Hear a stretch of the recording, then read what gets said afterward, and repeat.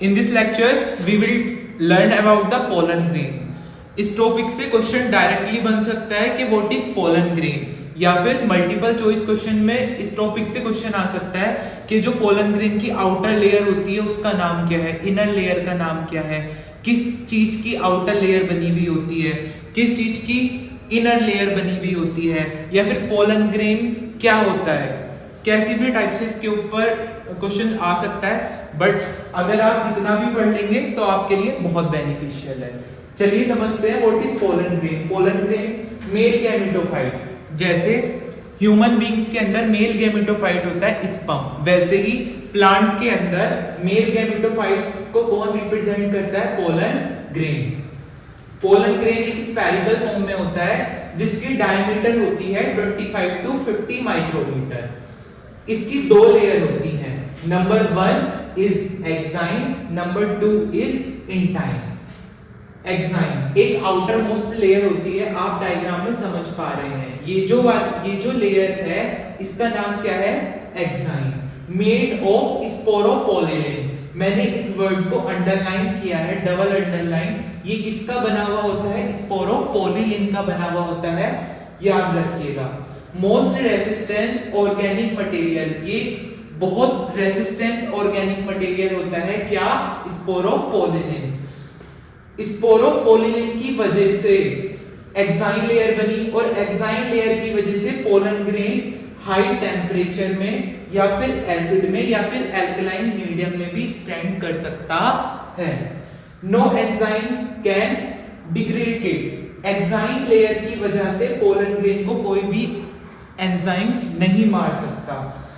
Exine has prominent apparatus. Exine के पास कैसा apparatus होता है, प्रोमिनेंट एपरेटस होता है जिसको बोला जाता है जर्म पोर। क्या बोला जाता है, जर्म पोर। जैसे कि आप इस डायग्राम में देख रहे हैं, ये एक एक्साइन लेयर है बाहर वाली, यहां पर इस पार्ट को मैंने क्या नाम दिया, जर्म पोर। जहां जर्म पोर होता है वहां पर स्पोरोपोलिन क्या होती है, एब्सेंट होती है। अगर क्वेश्चन आए कि जर्म पोर किसका पार्ट है, इंटाइन लेयर का या फिर एक्साइन लेयर का, तो उसका आंसर होगा एक्साइन लेयर का पार्ट है। एक ऐसा पार्ट जहां पर स्पोरोपोलिन क्या होती है, एब्सेंट होती है, यानी कि यहां हर जगह स्पोरोपोलिन है, बट ये कहीं कहीं पर आपको दिखाई दे रहा है जहां पर स्पोरोपोलिन नहीं है, और जहां स्पोरोपोलिन नहीं होता उस पार्ट को बोला जाता है जर्म पोर। अब पढ़ते हैं इंटाइन लेयर, यानी कि जो अंदर वाली लेयर है उसके बारे में। ये एक इनर लेयर होती है, थिन यानी कि पतली होती है, एंड कॉन्टिन्यूअस। ये बिल्कुल कॉन्टिन्यूअस रहेगी, आप डायग्राम से समझ सकते हैं। जो एक्साइन लेयर थी वो यहां से यहां तक थी, फिर यहां पर स्पोरोपोलिन नहीं है, फिर यहां तक है, फिर यहां नहीं है, फिर ये पूरे में है, फिर यहां नहीं है। दैट मींस कि जो एक्साइन लेयर है वो कॉन्टिन्यूअस नहीं होती, कहीं कहीं पर उसका स्पोरोपोलिन नहीं है, बट जो इंटाइन लेयर है वो क्या होती है, कॉन्टिन्यूअस होती है, यानी कि लगातार होती है।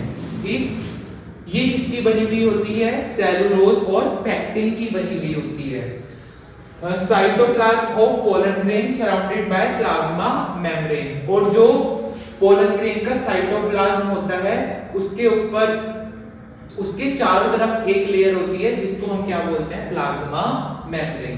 So that's it about this topic. इसके अंदर बहुत इंपॉर्टेंट चीज जो आपको याद रखनी है कि एक्साइन लेयर किसकी बनी है, इंटाइन लेयर किसकी बनी है, कौन सी कॉन्टिन्यूअस है, कौन सी कॉन्टिन्यूअस नहीं है, और इसकी डायमीटर कितनी होती है, और फ्लावर में या फिर प्लांट में मेल गैमेटोफाइट को कौन रिप्रेजेंट करता है। That's answer is pollen grain.